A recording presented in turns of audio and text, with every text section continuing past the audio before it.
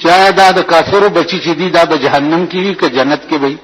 بعض وایي چې دا به په اعراف کې وي، د جهنم او د جنت په منځ کې یو ځای به دوی لپاره خاص. بعض وایي جنت کې وي. بهرحال بنا بر اختلاف خو جهنم لبنځي.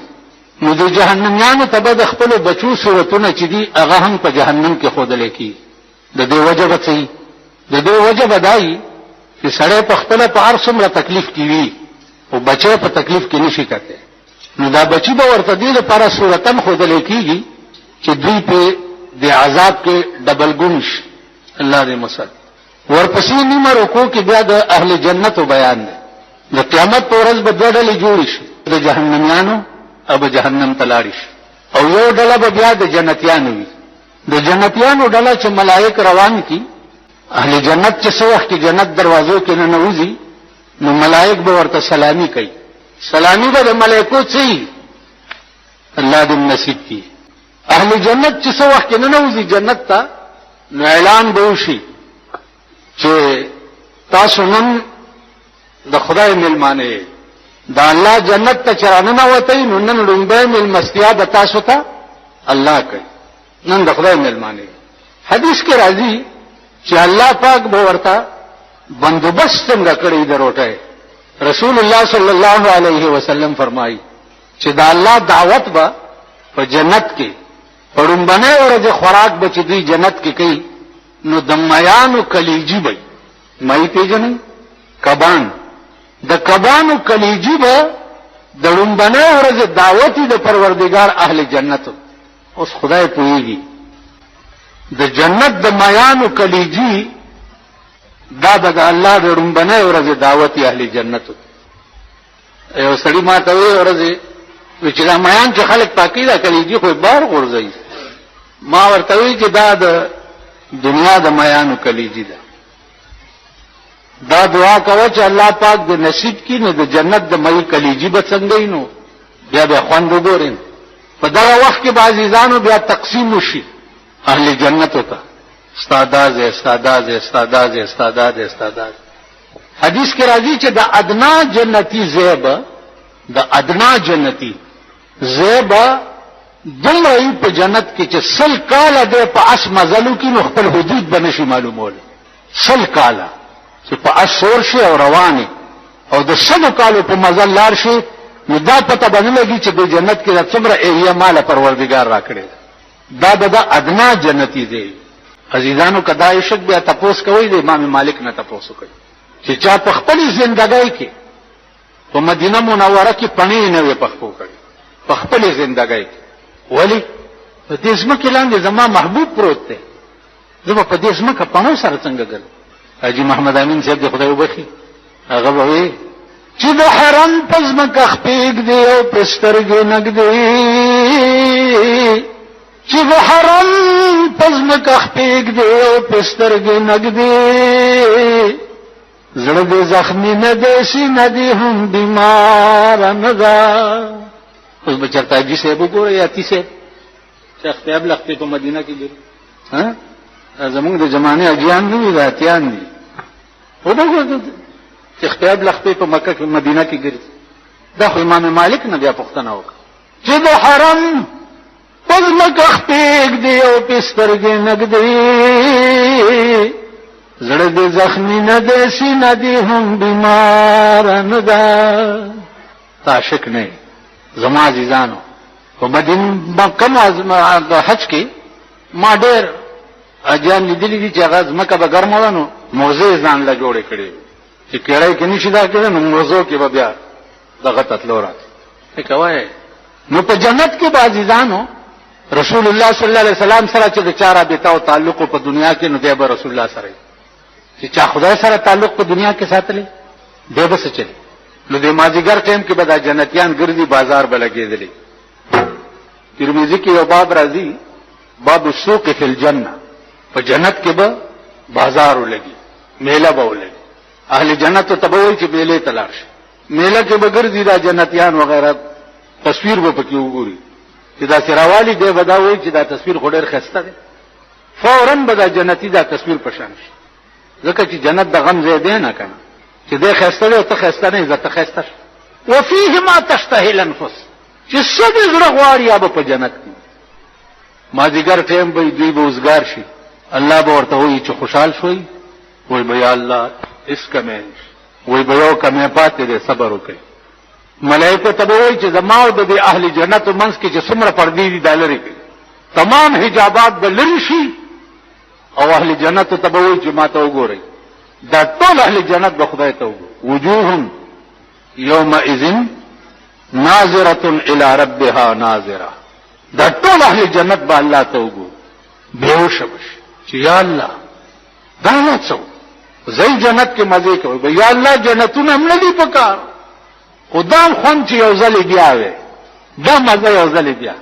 په دغه ورځ به تقسیم وشي اهل جنتو ته چې فلانی جنتی ته په کال کې یو ځل د خدای دیدار، فلانی ته په شپږ میاشتې کې یو ځل، فلانی ته په میاشت کې یو ځل، فلانی ته په هفته کې یو ځل، فلانی جنتی ته د ورځې څو ځله، د ورځې څو ځله، یا الله مونږ هم پکې راوړ، د ورځې څو ځله دا تقسیم به موشي.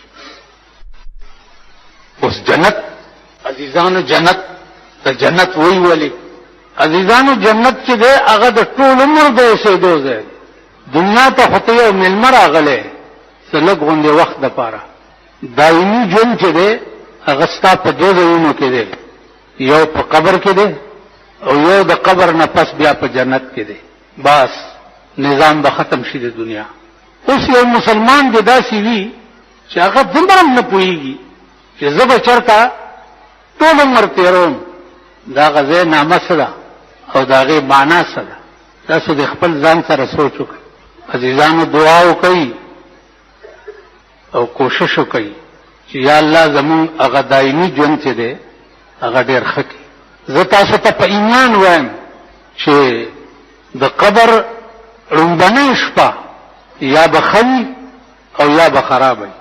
که خرابه وه نو د جهنم تکلیفات چې دي هغه هم د قبر ړومبۍ شپې ته هېڅ دي، او د قبر ړومبۍ شپه چې ده هغه په مونږ ټولو راتلو والا ده، که نن ده او که سبا ده. او که ښه وه نو د جنت نعمتونه هم د قبر ړومبۍ شپې ته هېڅ دي چې الله پاک یې په چا ښه کړي. نو نور سوچونه پرېږدئ، د دنیا د رزق دپاره وګورئ تاسو کوم منافقت دی چې مونږ نه کوو، کومه بېایماني ده چې هغه مونږ نه کوو، کوم تکلیف دی چې هغه مونږ نه برداشت کوو، او د هغه ځای دپاره هېڅ نه کوي. هغه ځای به په دوه څیزونو ښه کېږي. یو دا چې 24 ګنټې ستا زړه چې دی هغه د الله کور شي، او د رسول الله صلی الله علیه وسلم سره مینه او تعلق چې دی هغه ستا ایمان وګرځي. په دغه دوه څیزونو باندې به تا ته د الله ټول انعامات ملاویږي. بله دا چې څومره بد در سره چا وکړه او تا ویلې چې خیر دی، د دې خیر د ټکي پسې بیا ګوره ډېر خیرونه یعنی د خدای په عظیم قهر به اخته یې. خو دلته یو مزیداره خبره بله ده چې عام خلک خو دا دي چې جنت به وي او خوراکونه به وي او سکل به وي او هورې به وي او غلمانان به وي او دا به وي. نه، کم خلق چې د رسول الله صلی الله علیه وسلم په عشق کې ټوله موده او ټول عمر تیر کړی وي، د هغوی عقیده به په جنت کې څه وي، هغې به داسې لکه حضرت ثوبان رضی الله تعالی عنه ټوله ورځ رسول الله صلی الله علیه وسلم لیدلی نه و، نو ټوله ورځ یې په ژړا تېره کړه. ماښام چې ولیدو ولې ثوبانه؟ یا رسول الله ټوله ورځ مې ته نه وي لیدلی، اوس خو دې زه ولیدم نو اوس ولې ژاړې؟ اوس مې یو بل شی ژړی چې که قیامت کې زه جنت ته لاړم نو زه به داسې جنت څه کومه چې چېرته ته پکې نه یې. زما خو جنتونه نه دي پکار، زما خو ته پکار یې چې تا سره نه یم، ما ته هغه جنت نه دی پکار. د الله غیرت ته ګوره او د الله مهربانۍ ته ګوره. فوراً دا آیات راغی چې من یطع الله والرسول فاولئک مع الذین انعم الله عليهم من النبيين والصديقين والشهداء والصالحين